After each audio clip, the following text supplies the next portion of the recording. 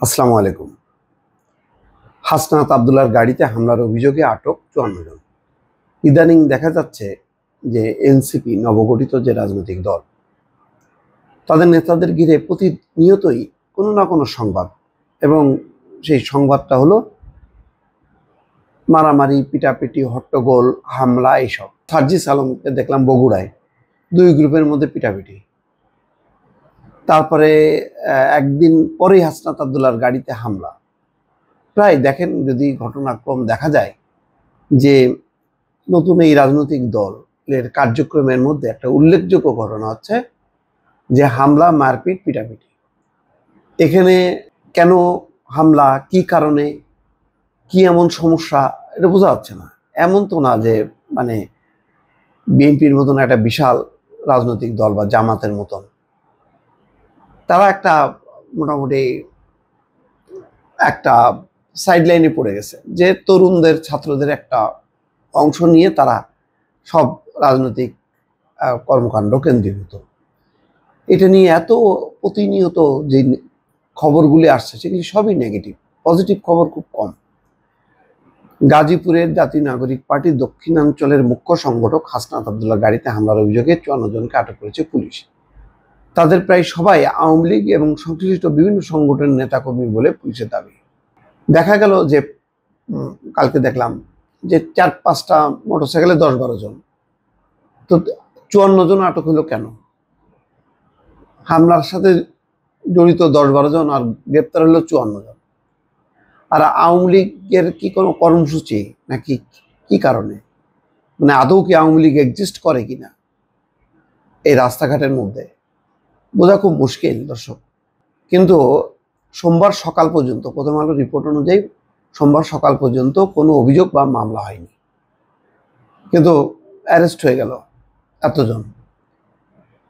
গাজীপুর মহানগর police commissioner Nazmul Karim Khan জানাচ্ছেন যে সরকারকে তারা বিদায় করেছেন, সেই সরকারের লোকজনই এই হামলার সঙ্গে জড়িত। তারা নানা ইস্যু তৈরি করার জন্য এই হামলা করেছে। তিনি বলেন, ওই ঘটনার পর থেকে পুলিশের একাধিক দল হামলাকারীদের চিহ্নিত করতে, গ্রেপ্তার করতে অভিযান পরিচালনা করছে। এখন পর্যন্ত ৫৪ জনকে আটক করা হয়েছে। এই ঘটনায় আইনগত ব্যবস্থা প্রক্রিয়াধীন। গাজীপুর মহানগর পুলিশ সূত্র বলছে, হাসনাত আবদুল্লাহর গাড়িতে হামলার ঘটনার পরেই জড়িত ব্যক্তিদের ধরতে পুলিশ অভিযান শুরু করে। অভিযান চালিয়ে তাৎক্ষণিক মহানগর বাসন এলাকা থেকে গাজীপুর মহানগর ১৩ নম্বর ওয়ার্ডের যুবলীগ নেতা, যাক এদেরকে অ্যারেস্ট করছেন, কয়জন জড়িত না বোঝা যাচ্ছে না। রোববার সন্ধ্যায় গাজীপুরের চন্দনা চৌরাস্তার এনসিপির দক্ষিণাঞ্চলের মুখ্য সংগঠক হাসনাত আবদুল্লাহর গাড়িতে হামলার ঘটনা ঘটে। পুলিশ বলছে যে সালনার গাজীপুর কৃষি বিশ্ববিদ্যালয় এলাকা থেকে ঢাকায় ফিরছিলেন হাসনাত আবদুল্লাহ। চন্দনা চৌরাস্তা এলাকায় যানজটে আটকা থাকা অবস্থায় ৪-৫টি মোটরসাইকেল করে এসে তারা গাড়িতে হামলা করে দুর্বৃত্তরা। তা ৪-৫টা মোটরলে কয়টা? ৫টা যদি ৫ জন, ১০ জন। হামলায় তিনি আঘাত পান এবং গাড়ির গ্লাস এবং উইন্ডশিল্ড ভেঙে যায়। দুর্বৃত্তদের হামলায় হাসনাতের গাড়ির গ্লাস ভেঙে গেলে হাসনাত আবদুল্লাহ কনুইয়ের কয়েক জায়গায় কেটে যায় বলে জানায় পুলিশ কর্মকর্তা জাহিদ হাসান। তিনি বলেন, দ্রুততম সময় ওই স্থান ত্যাগ করে হাসনাতের গাড়ি বহর বোর্ড বাজার এলাকায় ইসলামিক ইউনিভার্সিটি অফ টেকনোলজি ক্যাম্পাসে আশ্রয় নেয়। পরে তার কাছ থেকে বিস্তারিত জেনে তাকে উত্তরা পূর্ব থানায় নিয়ে যাওয়া হয়। সেখান থেকে পুলিশের আরেকটি গাড়ি দিয়ে রাত 8:30টার দিকে তাকে নিরাপদে ঢাকায় পৌঁছে দেওয়া হয়। পুলিশ পরে যেতে হবে কেন? এত হাজার হাজার, শত শত সমর্থক কর্মীরা আছে, এটা আমি বুঝলাম না। মানে পুলিশের পাহারায় যাইতে হবে কেন? সেই শত শত শিক্ষার্থীরা কোথায়? ক্যাম্পাসে যে আশ্রয় নিল, সেই ক্যাম্পাসের শিক্ষার্থীরা কি করলো?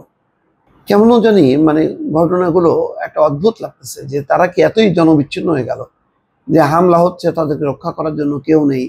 কেনই বা হামলা হচ্ছে, আর কেনই বা কেউ তাদেরকে রক্ষা করতে পারছে না, বোঝা খুব মুশকিল দর্শক।